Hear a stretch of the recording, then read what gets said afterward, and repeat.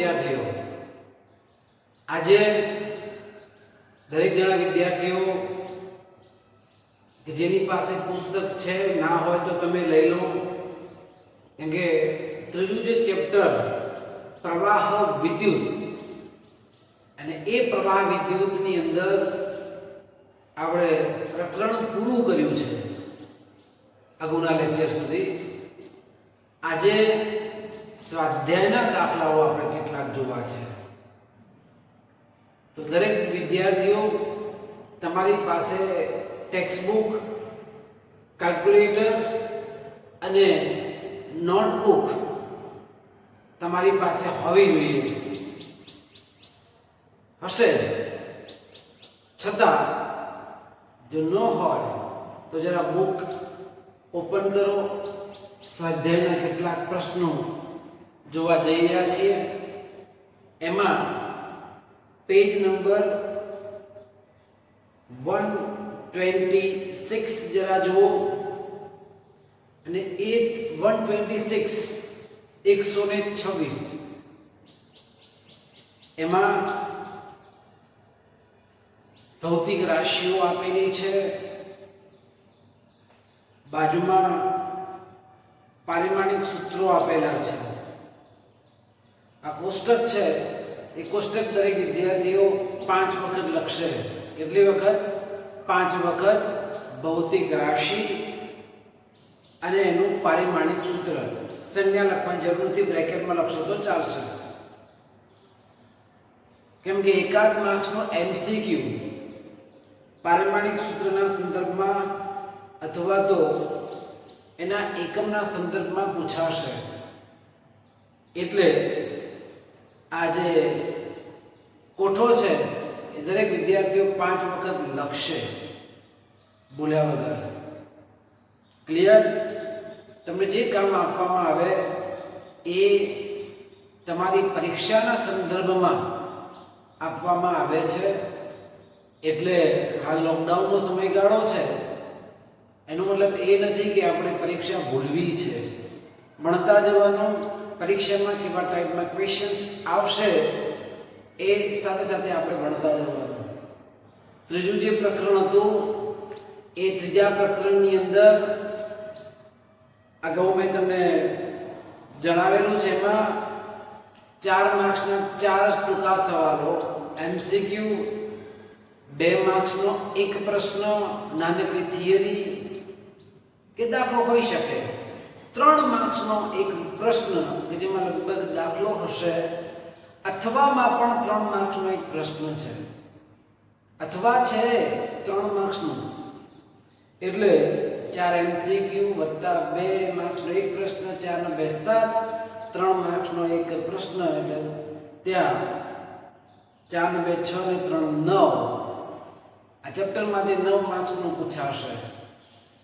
એટલે એ પ્રમાણે તમારે તૈયારી કરવાની રહેશે. બુક મળી ગઈ? હા, પારિમાણિક સૂત્ર તમારે લખવાના છે કોઠામાં. પેજ નંબર 127 કે જેમાં દાખલાઓ આપેલા છે પેજ ઉપર. હવે તમે જુઓ, અહીંયા જે દાખલાઓ આપેલા છે, જરૂર નથી કે તમને 3 માર્ક્સમાં કે 2 માર્ક્સમાં પૂછાય. આ ચેપ્ટરના દાખલાઓ છે ને નાના નાના છે, બચ્ચા પાર્ટી જેવા, અને આથી એક માર્ક્સમાં પણ પૂછાય છે. હા, તો એક માર્ક્સના માટે આ સ્વાધ્યાયના પ્રશ્નો તમારે ખાસ જોવાના. બરાબર? તો ફટાફટ જવાબ છે, જવાબ પણ આપણો આવી જશે. રકમ હું વાંચું છું, જરા તમે પુસ્તકમાં ધ્યાન આપો. પહેલો પ્રશ્ન, કારની એક સંગ્રાહક બેટરીનું EMF 12 વોલ્ટ છે. જો બેટરીનો આંતરિક અવરોધ 0.4 ઓહ્મ હોય તો બેટરીમાંથી કેટલો મહત્તમ પ્રવાહ ખેંચી શકાય? કારની એક સંગ્રાહક બેટરી આપેલી છે, બેટરીનું EMF છે 12 વોલ્ટ, EMF E આપેલું છે. પહેલા તો રકમ વાંચવાની, શું આપેલું છે એના ઉપર આપણે ફોકસ કરીએ. તો EMF E 12 વોલ્ટ છે, આંતરિક અવરોધ એટલે સ્મોલ r 0.4 ઓહ્મ, તો વિદ્યુત પ્રવાહ આઈ આપણે શોધવો છે.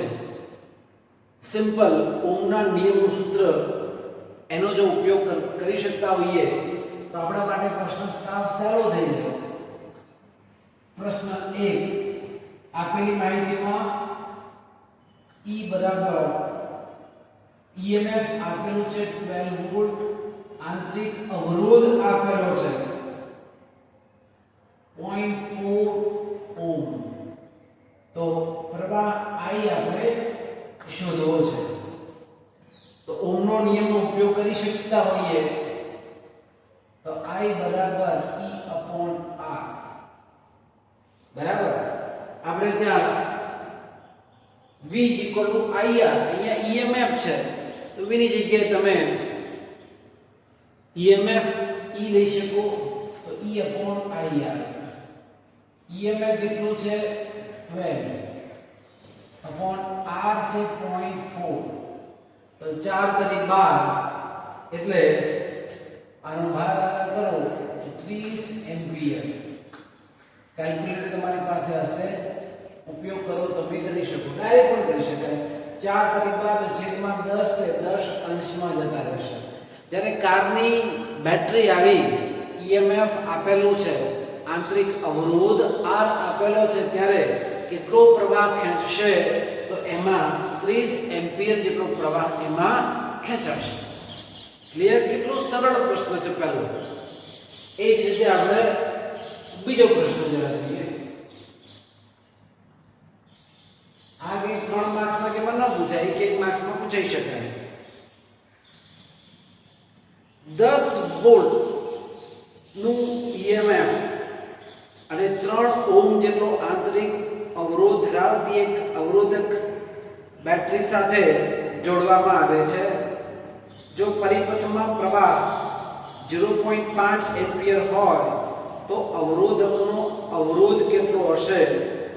જ્યારે પરિપથ બંધ હોય એટલે કે જોડેલો હોય, બંધ એટલે સ્વિચ ઓફ ની વાત નથી, પરિપથ બંધ હોય એનો મતલબ છે કે પરિપથ જોડેલો છે, કી ભરાવેલી છે. તે સ્થિતિમાં બેટરીનો ટર્મિનલ વોલ્ટેજ શોધવો છે. હવે અહીંયા ભેદ સ્પષ્ટ કરી દઉં. EMF એના માટે આપણે E લખીએ છીએ, પણ ટર્મિનલ વોલ્ટેજ એટલે V આપણે સૂત્ર ખબર છે, I R ઓહમના નિયમમાં આપણે યુઝ કરતા હતા તે. આપેલી માહિતીમાં કેટલા વોલ્ટેજનું EMF છે? 12 વોલ્ટ. તો EMF E આપેલો છે. 3 ઓહમનો આંતરિક અવરોધ એટલે સ્મોલ r આપેલો છે. પ્રવાહ I 0.5 એમ્પિયર આપેલો છે. અને એ વખતે અવરોધ છે, એ અવરોધ કેટલો હશે એ આપણે શોધવું છે. આપેલી માહિતી લખી દઈએ. EMF E 10 વોલ્ટ, આંતરિક અવરોધ સ્મોલ r 3 ઓહ્મ, પ્રવાહ I 0.5 એમ્પિયર.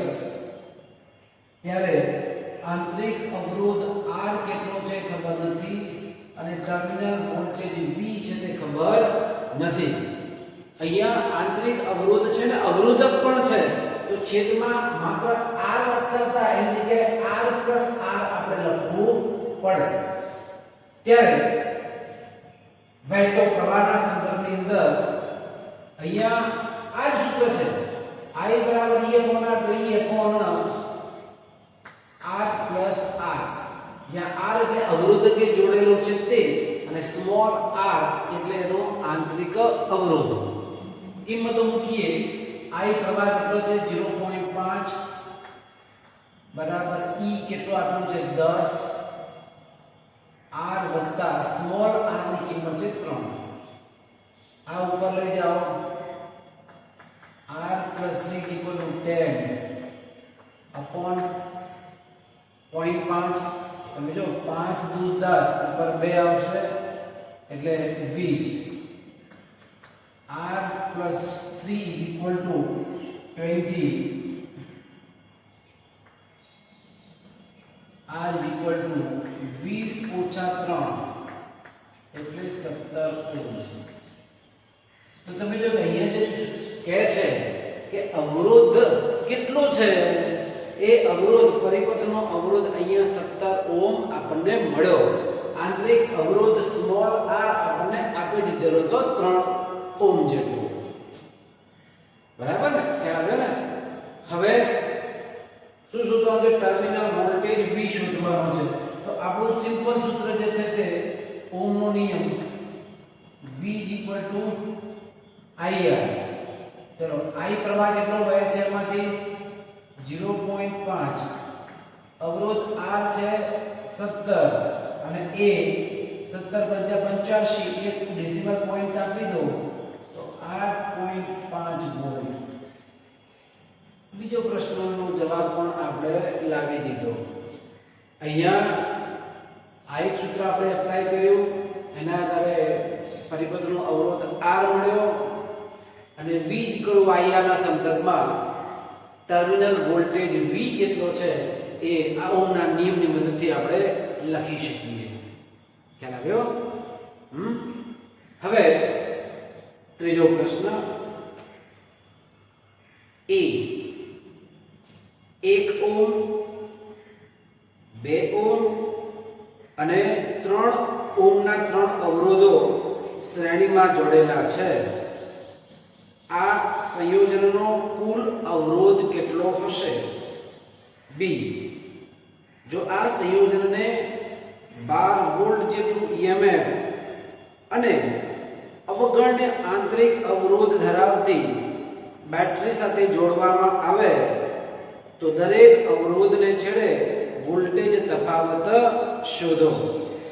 અહીંયા તમે જુઓ 3 અવરોધ છે. 3 અવરોધ કેવા છે? શ્રેણીમાં જોડેલા છે. હવે શ્રેણી અવરોધનું સૂત્ર તમને ખ્યાલ આવતો હોવો જોઈએ. 3 અવરોધો આપણા અને એ જો 3 અવરોધો જો શ્રેણીમાં જોડેલા છે ત્યારે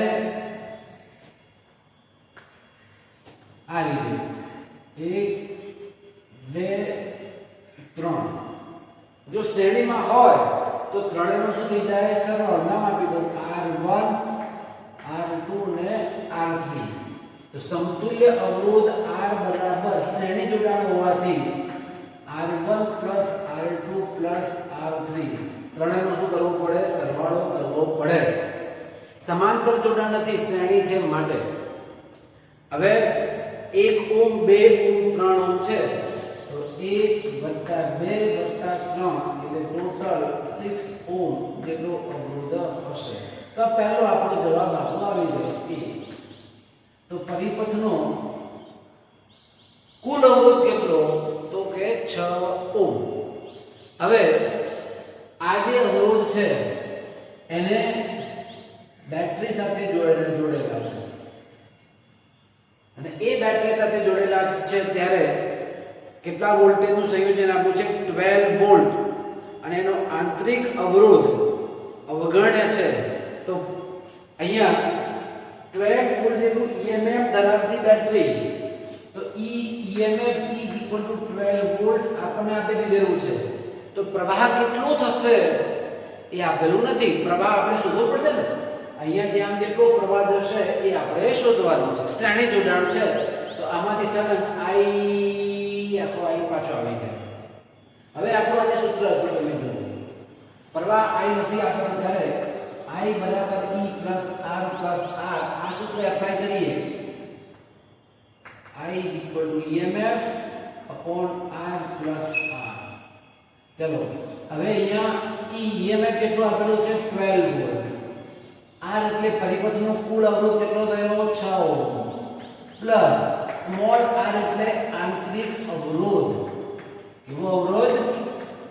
આંતરિક અવરોધ. પણ અહીંયા રકમમાં તમે જો આંતરિક અવરોધ કેવો કીધો છે? અવગણ્ય. એટલે કે અવગણી શકાય તેવો. એટલે લગભગ એનું મૂલ્ય કેવું કહેવાનું? 0 કહેવાનું. કેટલું લેવાનું? 0 લેવાનું. અવગણ્ય કીધું છે માટે. તો 6 + 0 = 6 12 / 6 એટલે 6 * 12 એટલે કેટલો પ્રવાહ વહેશે? 2 એમ્પિયર જેટલો પ્રવાહ છે. એ 2 એમ્પિયર જેટલો પ્રવાહ અહીંથી આમ નીકળશે. ક્લિયર? હવે દરેક અવરોધમાંથી બે છેડા વચ્ચે જ્યાં પ્રવાહ પસાર થાય છે ત્યારે ટર્મિનલ વોલ્ટેજ કેટલો છે એ ટર્મિનલ વોલ્ટેજ આપણે શોધવો છે. હવે એ સંદર્ભમાં ટર્મિનલ વોલ્ટેજ એટલે V. પહેલા આ બે છેડા વચ્ચે ટર્મિનલ વોલ્ટેજ ને હું ધારો કે V1 કહી દઉં, આ બીજા બે છેડા માટે હું V2 કહી દઉં, ત્રીજા બે છેડા માટે ધારો કે V3 કહી દઉં. તો V1 IR1. ઓહમનો નિયમ V1 IR1, I પ્રવાહ કેટલો છે 2, R1 એનો અવરોધ કેટલો છે પહેલાનો 1 છે. તો આ પહેલા બે છેડા વચ્ચે ટર્મિનલ વોલ્ટેજ છે મળે 2 વોલ્ટ મળે. કેટલું મળે? 2 વોલ્ટ મળશે. બીજા બે છેડા વચ્ચે terminal voltage V2 IR2. I પ્રવાહ કેટલો શોધ્યો છે 2, R2 એનો અવરોધ કેટલો છે 2 માટે 2 2 4 વોલ્ટ. તો અહીંયા બે છેડા વચ્ચે વિદ્યુત સ્થિતિમાન તફાવત એટલે કે ટર્મિનલ વોલ્ટેજ 4 વોલ્ટ. ત્રીજું V3 IR3. I તો બધામાં કોમન રહેવાનો, R3 એનો અવરોધ છે 3. તો 2 3 6 વોલ્ટ.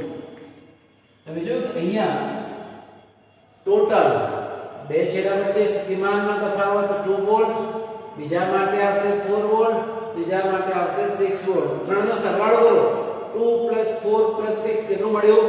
12 વોલ્ટ. આવ્યું ના આવ્યું? આવી ગયું ને? તો આ શ્રેણી જોડાણમાં આવું થશે.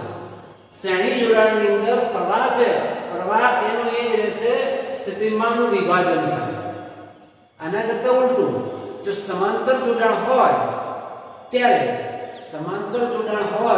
ત્યારે સ્થિતિમાન ત્રણેયમાં સરખું આવે, પણ પ્રવાહ છે એ પ્રવાહનું વિભાજન થશે. બરાબર? અહીંયા પ્રવાહ એકનો એક જ, સ્થિતિમાનનું વિભાજન જોવા મળ્યું. આ નાની બાબત છે પણ સમજવાની. શ્રેણી અને સમાંતર જોડાણનો આટલો જ બેઝિક ડિફરન્સ છે કે શ્રેણીમાં પ્રવાહ છે, પ્રવાહ ત્રણેયમાંથી એક સરખો થશે, જ્યારે સમાંતર જોડાણના વોલ્ટેજ છે, બરાબર, વિદ્યુત સ્થિતિમાનનો તફાવત એ ત્રણેયમાં એક સરખો રહેવાનો. બરાબર? સમાંતર જોડાણમાં અહીંયા આપણો આ પ્રશ્ન છે એ શ્રેણી જોડાણના સંદર્ભમાં હતો.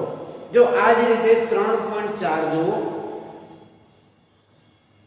જેમાં 2 ઓહ્મ, 4 ઓહ્મ, 5 ઓહ્મના ત્રણ અવરોધો સમાંતરમાં જોડાયેલા છે. તો આ સંયોજનનો કુલ અવરોધ કેટલો થશે? જો આ સંયોજનને 20 વોલ્ટ જેટલું EMF અને વળી પાછું અવગણ્ય આંતરિક અવરોધ ધરાવતી બેટરી સાથે જોડવામાં આવે તો દરેક અવરોધમાંથી વહેતો પ્રવાહ અને બેટરીમાંથી ખેંચાતો કુલ પ્રવાહ શોધો. પહેલા તો ત્રણ અવરોધ આપેલા છે અને એ ત્રણેય અવરોધો કેવા છે? સમાંતર જોડાણ છે. 1 2 અને 3. એમને ધારો કે કોઈ બેટરી સાથે જોડવામાં આવે, R1 R2 R3 સમાંતર જોડાણ હોય તો 1/r. ચોથો દાખલો એમાં પહેલા તો કુલ અવરોધ 1/r સમાંતરમાં 1/r1 1/r2 1/r3. ચલો અવરોધ કેટલા છે? મૂલ્યો 2 4 અને 5 છે. તો 1/4 1/2 1/4 અને 1/5 3 છે. 5 4 અને 2 નો લસાઅ કેટલો થશે? 20 લસાઅ થાય. 2 દાન 20 એટલે 10, 4 પંચા 20 એટલે ઉપર 5 ગુણાશે, 5 ચોક 20 ઉપર 4 આવે. તો 10 ને 5 15 ને 4 19/20. આ તો કોનું મૂલ્ય થયું? 1/r નું થયું. તો હવે r 20/19 ઓહ્મ.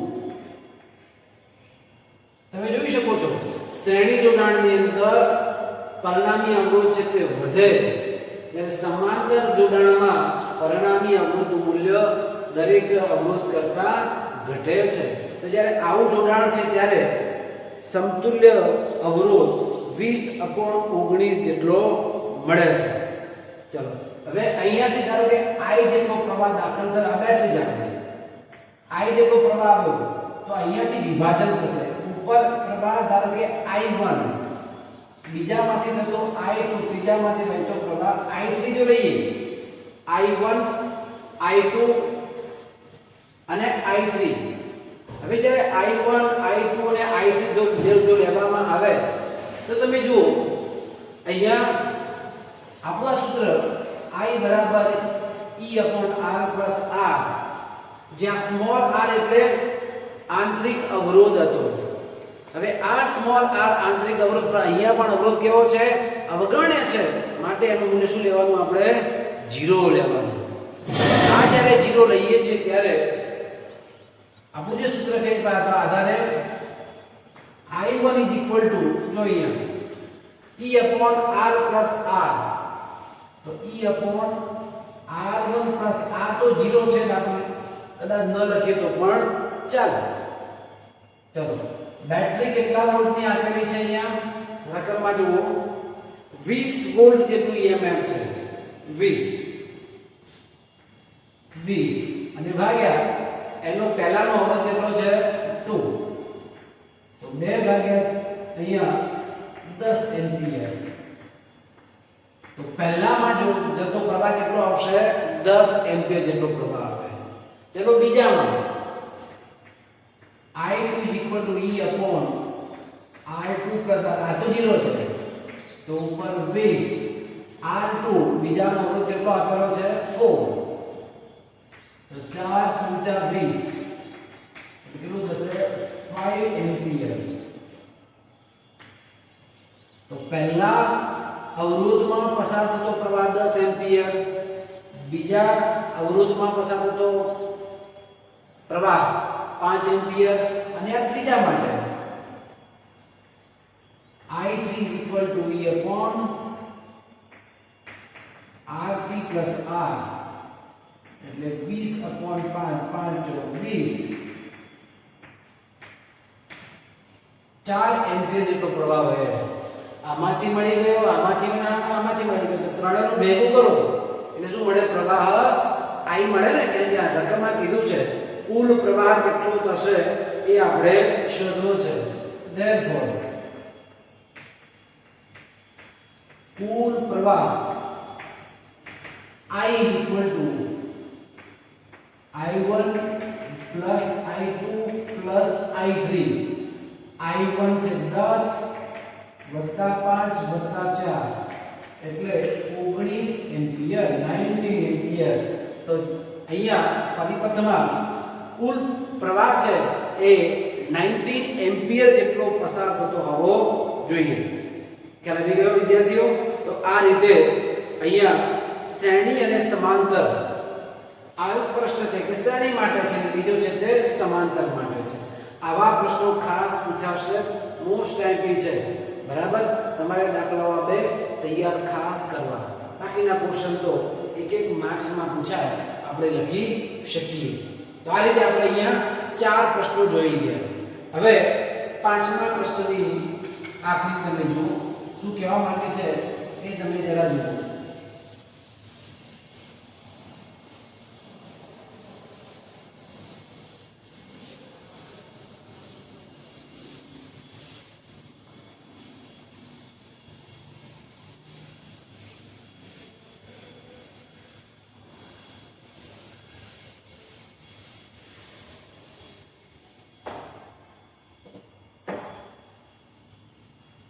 एक गरम करवा वपराता पांचमी दाखलो एक गरम करवा वपराता घटक तारनो ओरडाना तापमान जनरली આપણે ઓરડાનું તાપમાન શબ્દ લખેલો હોય ને તો 27 સેલ્સિયસ લઈ લેવાનું ઓરડાના તાપમાને અવરોધ 100 ઓહ્મ છે જો અવરોધકના દ્રવ્યની અવરોધકતાનો તાપમાન ગુણાંક એટલે આલ્ફા તાપમાન ગુણાંક એટલે આલ્ફા એનો એકમ છે Celsius inverse 1.70 × 10⁻⁴ degree Celsius inverse આપેલ હોય તો તારનો અવરોધ 117 ઓહ્મ થાય છે આ વખતે તારનું તાપમાન શોધો તો આપણે તારનું તાપમાન શોધવું છે.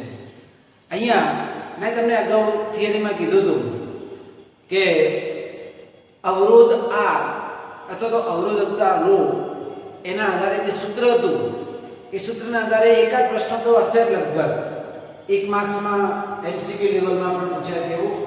તો આપણે જ્યારે સૂત્ર લખીએ છીએ ત્યારે r થીટા દાખલા number 5 r theta r0 1 plus alpha theta minus theta 0. આ સૂત્રના આધારે લગભગ પ્રશ્ન હોય.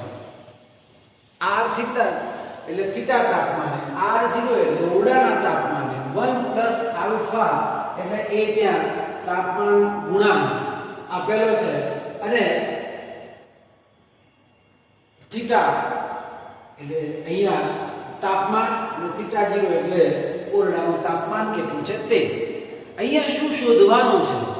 શું શોધવાનું તમે જુઓ, તારનું તાપમાન શોધો. એટલે આ થીટા કેટલો છે એ થીટા આપેલો નથી. ત્યારે બધા જ મૂલ્યો તમે જુઓ આપેલા છે. અવરોધક ની અંદર થીટા કેટલો આપેલો છે? અવરોધ કેટલો છે? 117 ઓહ્મ. પછી ઓરડાના તાપમાને અવરોધ કેટલો આપેલો છે? 100 ઓહ્મ છે ને. જો પહેલી લાઈનમાં લખેલું છે કે એક ગરમ કરવા વપરાતા ઘટક તારનો ઓરડાના તાપમાને અવરોધ 100 ઓહ્મ છે. પછી આલ્ફાની વેલ્યુ આપેલી છે 1.70 into 10⁻⁴ ડિગ્રી સેલ્સિયસ. થીટા કેટલો છે ખબર નથી, પણ થીટા 0 એટલે ઓરડાનું તાપમાન 27 સેલ્સિયસ આપણને આપેલ. બધી માહિતી છે જ, તમે જોઈ શકો છો. માત્ર આ કિંમત અંદર મૂકી સાદરૂપ આપવાનું છે અને આ થીટા કેટલો છે એ થીટા આપણે શોધવો છે. થીટા આપણે શોધવો છે. ત્યારે તમે જો આ બધા જ મૂલ્યો મૂકી દો ઉપર. આલ્ફાને કરતા કરવો છે મારે, તો r થીટા r0 ગુણાકારમાં છે, આ બાદ શું આવે? ભાગાકારમાં આવે. r0 1 plus alpha theta minus theta 0. હવે આ બંને આ બાજુ લાવી દઈએ. r theta upon r0 minus 1 is equal to alpha theta minus theta 0. अब ब्रैकेट કરી દો. આલ્ફા ગુણાકારમાં છે ત્યારે આ બાજુ છે તો ભાગાકારમાં જશે.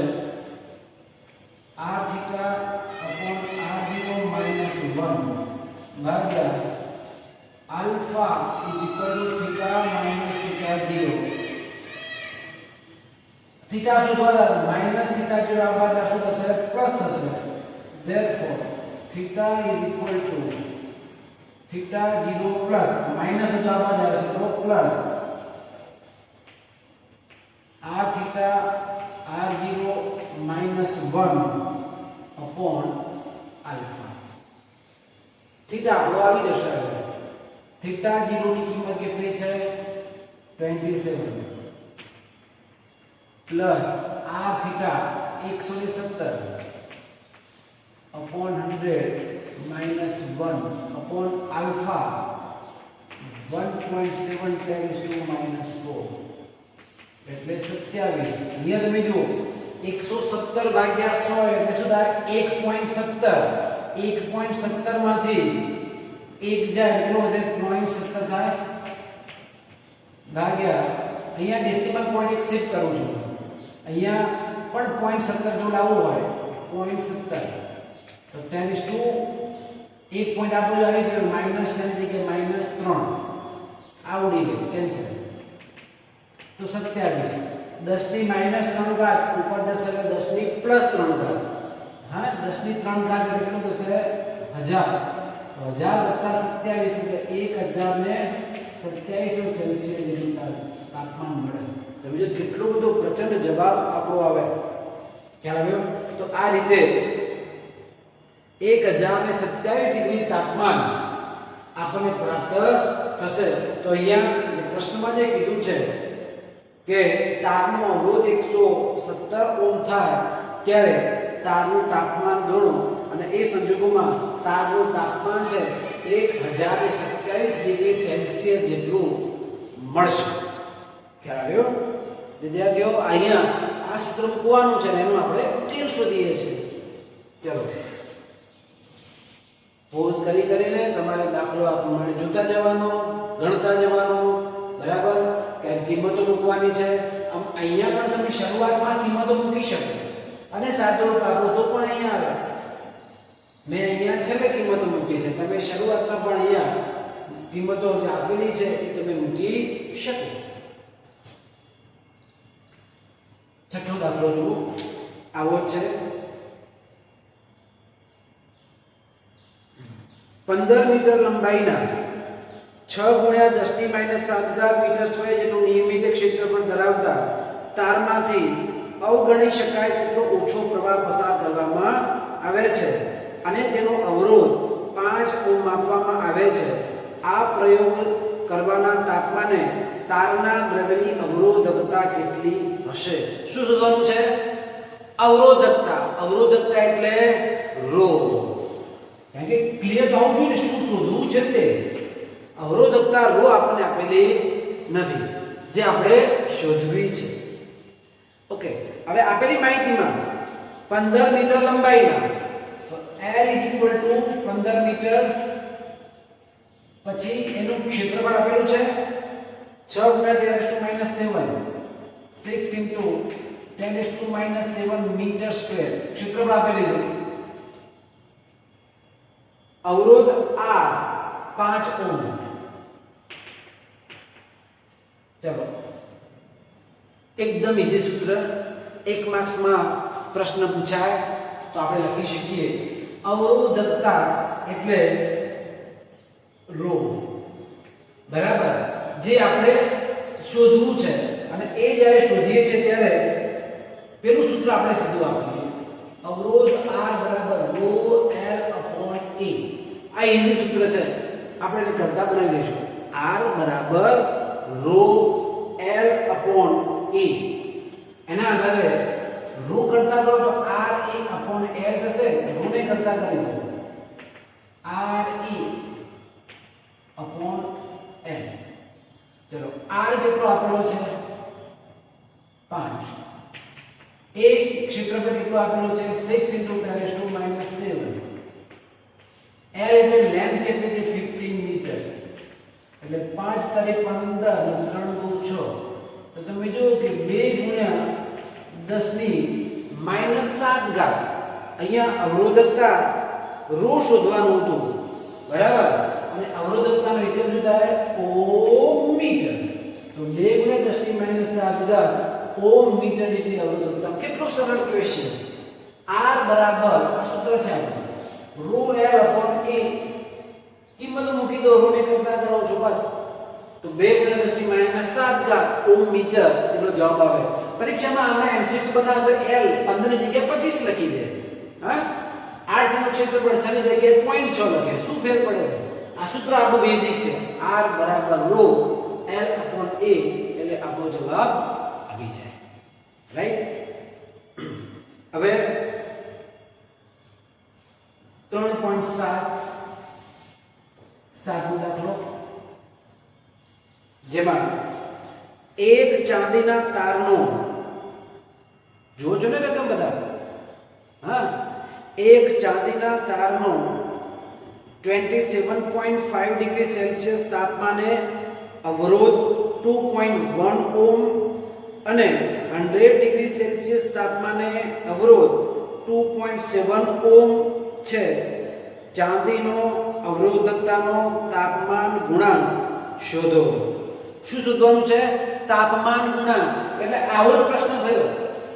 આલ્ફા એટલે તાપમાન ગુણાંક જે આપેલો નથી એ આપણે શોધવાનું છે. તો સૂત્ર છે એ સૂત્ર વાપરીશું ને, અવરોધક છે R θ = R0 1 + alpha theta minus theta 0. અહીંયા આલ્ફા નથી આપેલો, આપણે આલ્ફાને કરતા કરી નાખીએ.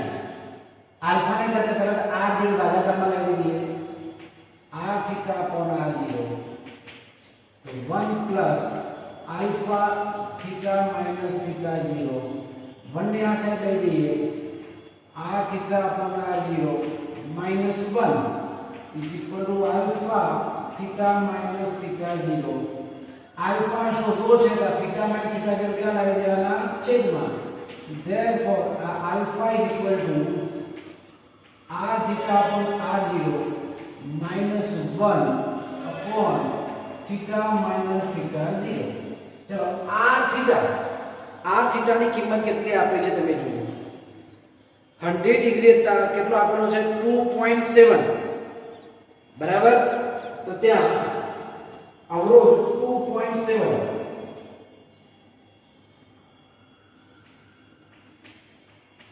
R0 એટલે 27.5 ડિગ્રી સેલ્સિયસ તાપમાને 2.1 માઈનસ 1 છેદમાં તાપમાનનો તફાવત એટલે 100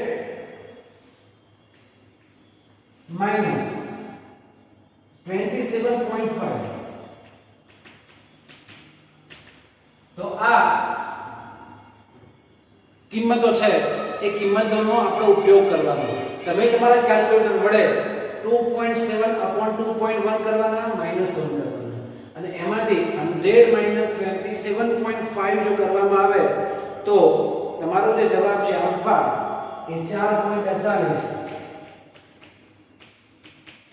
ગુણ્યા 10 ની -3 ડિગ્રી સેલ્સિયસ જેટલું મળશે આજે કિંમતો છે કિંમતો આ પ્રમાણે મૂકી શકો તમે અહીંયા શરૂઆતમાં તમે કિંમત મૂકીને પણ આલ્ફા શોધી શકો નહીતર આખું જે સમીકરણ આધારે આલ્ફાને તમે કરતા કરો અને પછી જવાબ છે એ જવાબ તમે લાવી શકો તો આ રીતે આપણો અહીંયા સાતમો પ્રશ્ન એ પણ એક સરસ એક પ્રશ્ન હતો જે આપણે શોધી શકીએ ક્લિયર ખ્યાલ આવ્યો એક r theta r0 1 plus alpha theta minus theta 0 alpha ને કરતા કર્યા કિંમતો બધી આપેલી છે એનો ઉપયોગ કરો જવાબ આપણો આવી જશે આજના લેક્ચરનો આવો જ એક દાખલો છેલ્લો દાખલો દાખલા નંબર 8 તમે જુઓ દાખલા નંબર 8 નિક્રોમના બનેલા એક ગરમ કરવાના તારને 230 વોલ્ટના ઉદ્ગમ સાથે જોડતા પ્રારંભમાં તે 3.2 એમ્પિયર પ્રવાહ ખેંચે છે જે અમુક સેકન્ડ બાદ 2.8 એમ્પિયર જેટલું સ્થાયી થાય છે જો ઓરડાનું તાપમાન 27 ડિગ્રી સેલ્સિયસ જેટલું હોય તો ગરમ કરતા તારનું સ્થાયી તાપમાન કેટલું હશે સંકળાયેલ તાપમાનના ગાળા માટે નિક્રોમના અવરોધકના તાપમાન ગુણાંકનું સરેરાશ મૂલ્ય એટલે આલ્ફા 1.70 10 4 ડિગ્રી સેલ્સિયસ છે એવું આપણે કીધેલું છે તો આપણે અહીંયા તારનું સ્થાયી તાપમાન કેટલું છે એટલે કે θ1 θ2 અહીંયા θ 0 લખો કે θ1 θ2 લો તો એક તાપમાન સ્થાયી તાપમાન કેટલું છે એ તાપમાન આપણે શોધવું છે આવા જ સૂત્રનો આપણે ઉપયોગ કરવાનો છે નવું સૂત્ર આપણે વાપરતા નથી પણ 3 માર્ક્સમાં પૂછો તો પૂછાય 2 માર્ક્સમાં પૂછો તો પૂછાય 1 માર્ક્સમાં નાનો શોર્ટ કરીને પૂછવો તો પૂછી શકાય પણ અગત્યનો દાખલો છે આ સૂત્રના આધારે એકાદ પ્રશ્ન કે તમે જોયું ત્રણેક દાખલા તો અહીંયા થઈ ગયા બરાબર ઉદાહરણમાં પણ મળે આવો તો આપણે આવો આ પ્રશ્ન ખાસ આવા જોવાનો આ સૂત્રવાળો પણ ચલો પહેલું એક કન્ડિશન છે θ1 તાપમાને અવરોધ R1 પહેલું કન્ડિશન લખું θ1 દાખલા નંબર 8 θ1 તાપમાને ધારો કે અવરોધ બરાબર R1 અને θ2 તાપમાને અવરોધ ધારો કે R2 છે એમ આપણે કહી શકીએ હવે R1 ફિલામેન્ટનો અવરોધ કેટલો છે ખબર નથી આપણને તો આપણું સૂત્ર છે ને ઓહમનો નિયમ એના આધારે R1 V upon I1 V IR ચલો વોલ્ટેજ કેટલો આપેલો છે 230 વોલ્ટ કેટલો આપેલો છે 230 ભાગ્યા I1 કેટલો પ્રવાહ ખેંચે છે પહેલા તમે જુઓ 3.2 એમ્પિયર જેટલો પ્રવાહ 3.2 તો 230 ભાગ્યા 3.2 જો કરવામાં આવે તો કેલ્ક્યુલેટર વડે તમે કિંમતો શોધો ત્યારે 71.875 ઓહ્મ જેટલો અવરોધ હશે R1 થીટા 1 તાપમાને જો અવરોધ R1 હોય 230 વોલ્ટના સ્થિતિમાને રાખેલ છે ત્યારે વહેતો પ્રવાહ 3.2 આપેલો છે ત્યારે એ વખતેનો અવરોધ 71.875 ઓહ્મ જેટલો મળે એ પ્રમાણે R2 V/I2 વોલ્ટેજ તો બંનેમાં સરખા છે પ્રવાહ બદલાવાનો તો બીજામાં પ્રવાહ કેટલો છે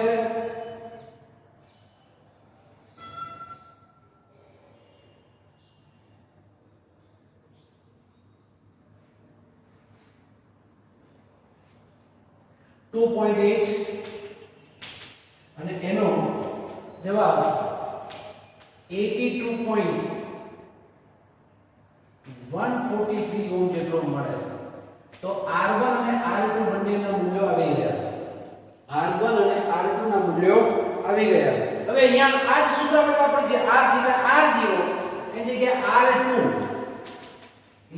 R1 1 plus alpha theta 2 minus theta 1 બરાબર અહીંયા ઓરડાનો તાપમાન ઉલ્લેખ નથી કર્યો અહીંયા અવરોધ બદલાય છે તો એ સૂત્ર આપણે અહીંયા વાપર્યું અહીંયા R થીટા R0 છે અહીંયા આપણે R2 અને R1 ના સંદર્ભમાં લીધા છે કિંમત મૂકો છો શું શોધવાનું છે પહેલા તો ક્લિયર કરો શું શોધવાનું છે તાપમાન ગુણાંકનું મૂલ્ય આપણે શોધવું છે હવે એ તાપમાન ગુણાંકનો અહીંયા કિંમત મૂકી દે ચલો R2 82.143 R1 71.875 1 પ્લસ આલ્ફા ખબર નથી પણ થીટા 2 આલ્ફા આપેલો છે આલ્ફા આપેલા છે પાછળ હા આલ્ફાની કિંમત આપેલી છે 1.7 into 10⁻⁴ theta 2 તો એ theta 2 ખબર નથી પણ અહીંયા ઓરડાના તાપમાને theta 1 આવશે 27 ડિગ્રી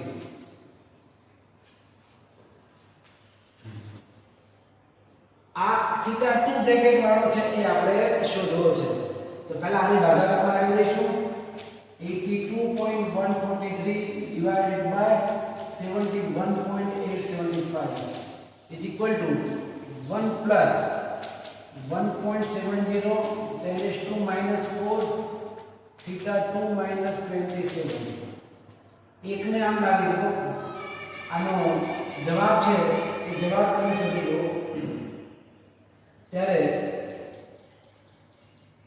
1.143 આ 1 ને આ બાજુ લાવી દો -1 is equal to 1.70 10⁻⁴ theta 2 minus 27 હવે આમાં 1 એટલે આ બંનેનો જે ગુણોત્તર છે એ 1.143 એક ને આ બાજુ લાવી દે તો માઈનસ થશે આ પદ એમના એમ તો આમાંથી 1 માંથી 1.143 માઈનસ 5 એટલે 0.143 is equal to 1.7 into 10⁻⁴ theta 2 minus 27 હવે જ્યારે આનું ફરીથી સાદુરૂપ જ્યારે આપવાનું થાય ત્યારે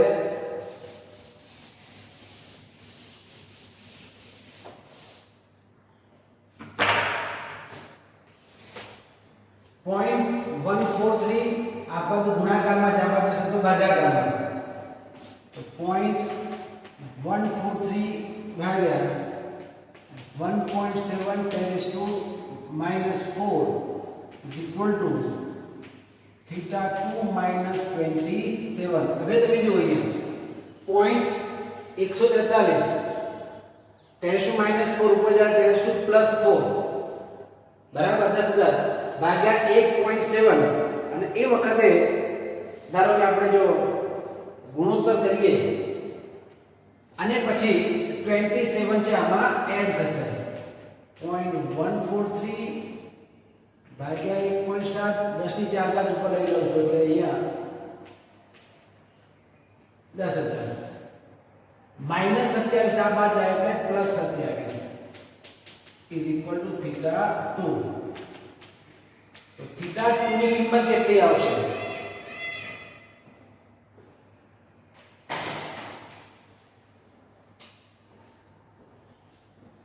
Point 143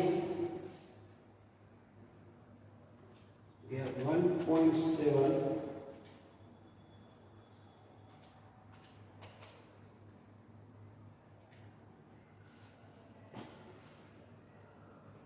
આની કિંમત આવે 841.18 વત્તા 27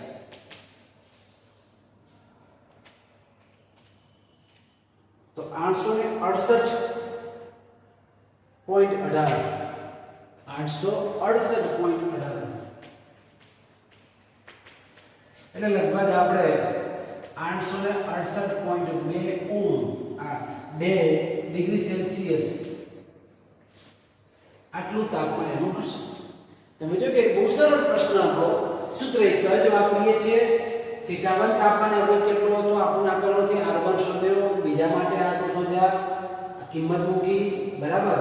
એમ કરતા θ2 છે એ મળી ગયું. વિદ્યાર્થી મિત્રો અહીંયા આજે આપણા ગણાયેલા 8 દાખલાઓ છે એ 8 દાખલાઓ સરસ રીતે તમારે તૈયાર કરવાના છે, લખવાના છે. 1 માર્ક્સમાં પૂછી શકાય, 2 માર્ક કે 3 માં પૂછો તો પૂછી શકાય. હા, પ્રેક્ટિસ કરજો, ફેન નોટમાં લખજો અને બે વખત તમારી જે હોમવર્કની નોટ છે એમાં અવશ્ય તમારે લખવાના છે. આભાર વિદ્યાર્થીઓ.